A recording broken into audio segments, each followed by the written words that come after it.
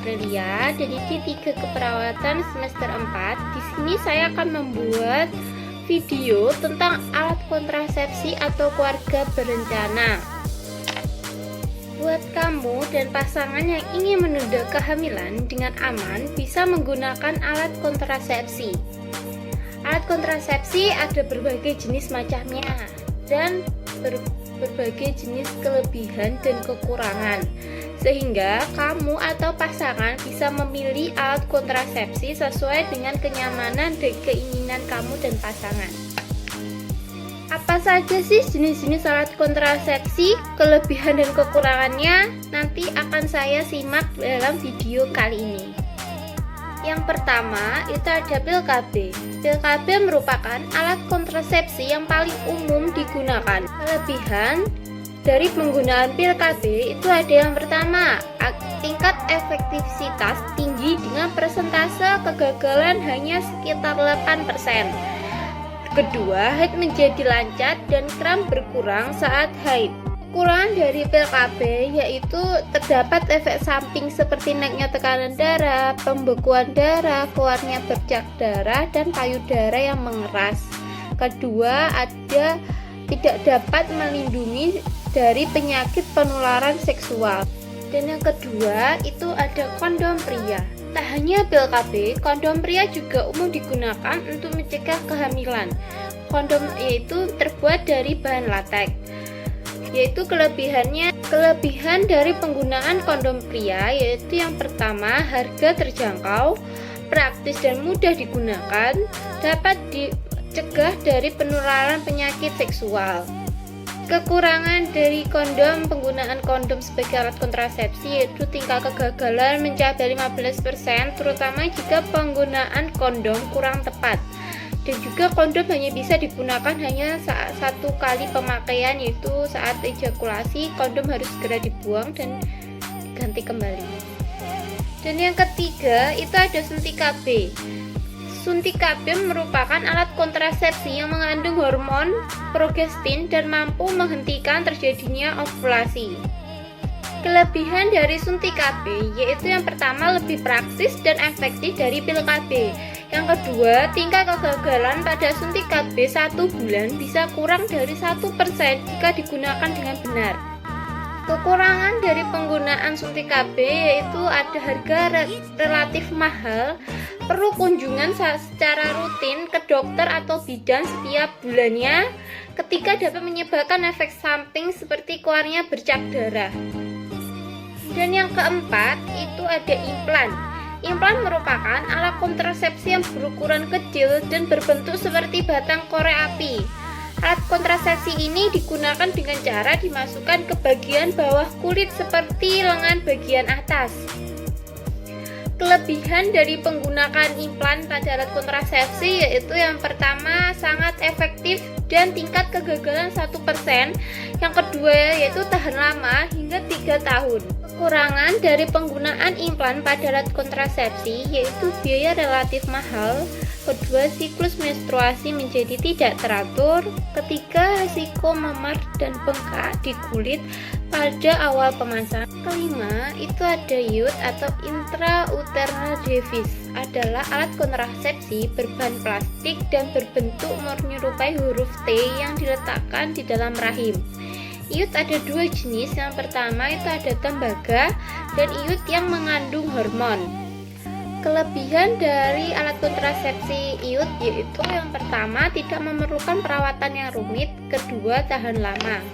Kekurangan dari penggunaan IUD sebagai alat kontrasepsi yaitu IUD dari tembaga menyebabkan haid tidak lancar, resiko bergeser dan keluarnya dari tempatnya, dan efek sampingnya yaitu keluarnya bercak darah pada pemakaian 3-6 bulan pertama pemakaian.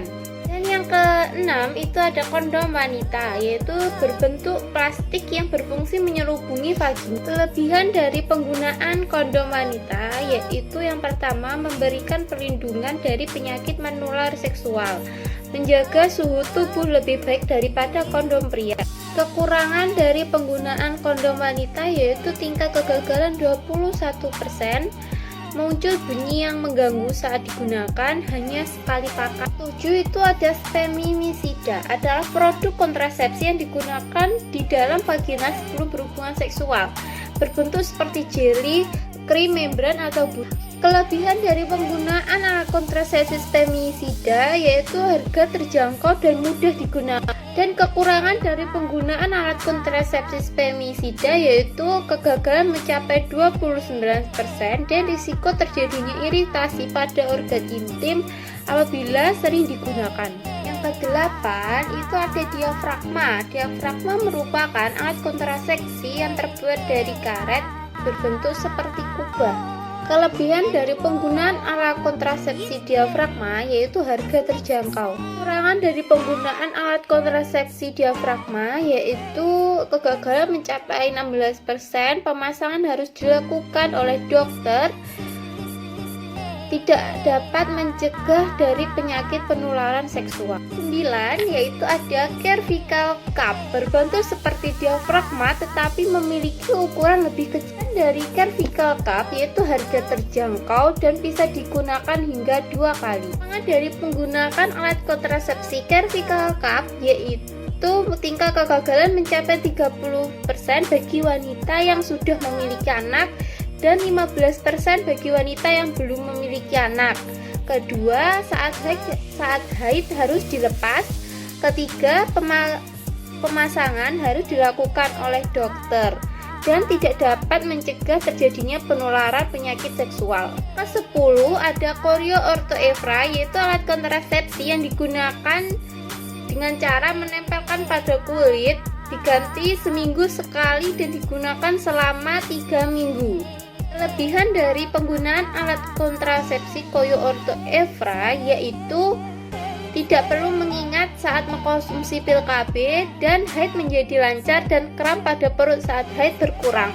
Kekurangan dari penggunaan alat kontrasepsi Choreo Ortho Evra yaitu harga relatif mahal, terus tidak ada perlindungan terhadap penyakit penularan seksual, dan efek samping yang diberikan sama dengan efek samping saat menggunakan pil KB. Ke-11 itu ada cincin vagina, yaitu cincin plastik yang ditempatkan di dalam vagina. Kelebihan dari penggunaan alat kontrasepsi cincin vagina yaitu hanya perlu diganti selama 1 bulan sekali dan siklus menstruasi menjadi lancar. Kurangan dari cincin vagina yaitu harga relatif mahal dan dapat memberikan efek samping seperti pil KB dan Choreo Ortho Evra dan tidak dapat memiliki perlindungan pada penyakit penularan seksual. 12 itu ada KB permanen. Bila Anda dan pasangan memang sudah tidak ingin memiliki anak kembali, metode yang paling tepat yaitu dengan memasang alat kontrasepsi KB permanen. KB permanen memiliki efektivitas yang tinggi dan memiliki 100% efektif untuk mencegah terjadinya kehamilan. Jenis KB permanen untuk masing-masing orang berbeda tergantung jenis kelaminnya. Pada pria, KB permanen dilakukan pada fase vaktomi, sedangkan pada wanita bisa digunakan dengan fase tubotomi atau pengikatan tuba falopi.